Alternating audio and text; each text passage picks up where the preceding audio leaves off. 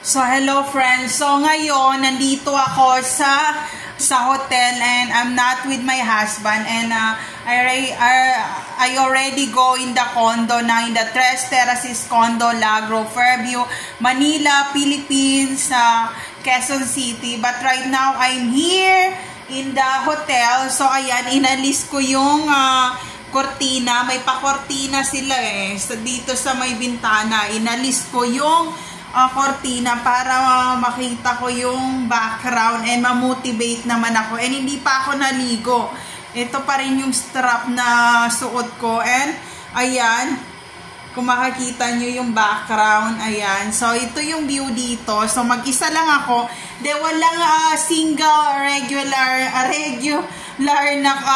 na bed. Ang kinuha ko, double bed na siya. So, medyo mahirap talagang bayaran nito. Araw-araw pumapatak ka metro. Pero okay lang kesa naman maumbag ko si hubby or masaktan ko ang asawa ko and hindi ako pwede ma-life sentence to hurt my husband. So, ayun. So, pinupush ko, ginagastosan ko kasi once na nag-away kami, may masasaktan at dudurugin ko talaga ang asawa ko. So, ayun. Yun ang problema ko. So, kumain ako ngayon. So, itutour ko kayo kung anong nangyayari dito. So, ayan yung bed sa hotel. And then, ayan yung bed. Ayan naman yung double bed. Ito yung bed talaga na malaki with single bed. So, ayan. Kasi wala nang regular na single bed. So, ako VIP eh.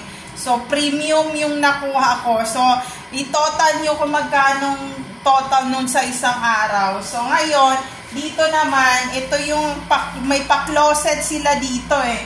So, nandyan yung damit ko, backpack, tissue, and then luggage ko nandyan. And then yung shoes. And then, pupunta pa tayo sa university. And then, ito, bumili ako ng 1 kilong bigas. Ayan, 1 kilong bigas. And also, itong platong to na malaki, kinuha ko sa condo. And then, ayan. And then, ito, manika dito. Nakita ko to, napulot ko to dito sa labas nung naglalakad ako from the airport. And mukhang okay pa naman yung manika and pinaliguan ko at nilaban ko yung damit. So, this is what happened. Okay pa siya, diba? Parang nahulog lang siya. So, ayun, sabi ko, sayang naman. So, ayan, sinuklayan ko siya, sinabon-sabon ko, ganyan. So, ayan na siya, oh. Maganda na siya uli. Shout out sa may-ari nito. Sa tingin ko, mahal to na manika. Hindi ka magkakaroon ng ganito na ordinary na manika talaga. So, mag-hi ka sa kanila. So, ayan. Malinis siya. Konting brush-brush lang. Tapos, buhay pa ang mata. Ayan. Buhay pa siya, oh. Tapos, nag-ano pa, yung buhok niya. Ayan, oh. Pinalikuan ko. Diba, ang ganda na niya. So, nandito yung TV. Ayan yung TV, tapos bumili ako dito ng luya, ng kalamansi, tapos nakita niyo yung mirror. Ay! Hindi ako nag-bra, makita ako. Ayan, nakita niyo yung likod ko. Wag pa ganyan tayo, wala akong bra. Inalis ko na, initan ako. So, ayan, kinuha ko na rin yung mini rice cooker para dyan ako magluto. So, nagluluto ako ngayon. Ito yung kanin, mga drinks, mga ganyan. So, ayan, kompleto. And may pa-mirror tayo dito. Huwag pakita dahil makita yung boobs ko. So, ayan. So, ayan lang nangyayari dito. And then, malinis ang sahig. Ayan, malinis lahat dito. Ayan, malinis, oh. Inalis ko lang yung malinis talaga. May pachinela sila. Mag-isa lang ako. I'm alone. Ang ganda ng nila dito sa hotel na to. Diba? So, ayun. So, ngayon, ito yung closet. Nandyan lahat. Talagang inayos ko. So, may pa-rosary tayo dito sa pintuan. Ito, bigay pa to ni Daddy nung pumunta siya ng Rome. Ayan, nag-emergency Rome visit sila before the time na finish na siya ng contract sa trabaho niya sa company.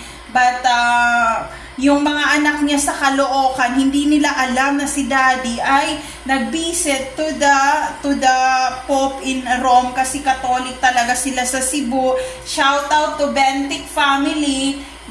Roman Catholic talaga sila, and meron silang foundation na malapit sa Oslo na church na Catholic talaga sila. So kung sino man ang mga priest or mga ano doon sa simbahan na yon, sila ang nagdo-donate doon. So dahil na-shoutout ako sa church doon sa Cebu, sa Catholic Church, i-shoutout ko na lang to Bentic family because I'm married na talaga. So ayun. So ayan, hindi kami nag-uusap ng aking asawa na si James. St. James talaga, Catholic talaga sila. So ayun, ayaw nila ng burikat ang mga Catholic. Yun ang problema. So ayan, kaya nag-aaway kami dahil nag-reveal akong burikat ganyan, pokpok, prosti. May mga mestres na nagburikat pala, tapos bigla yung pinakasal sa Catholic. Eh dapat nag-Catholic doon, mga Virgin Mary lang ang pwedeng magpakasal. So ayan, nilabang ko yung pink kong panty doon. So ayan, makipag-iwalay talaga ako sa kanya. Na si daddy ang laging umaharang na, nak, pabisita mo dito, kausapin ko. Wala, hindi kami mag-uusap, dito lang ako sa hotel. So ayan yung pink na panty ko, and then ito yung mga gamit.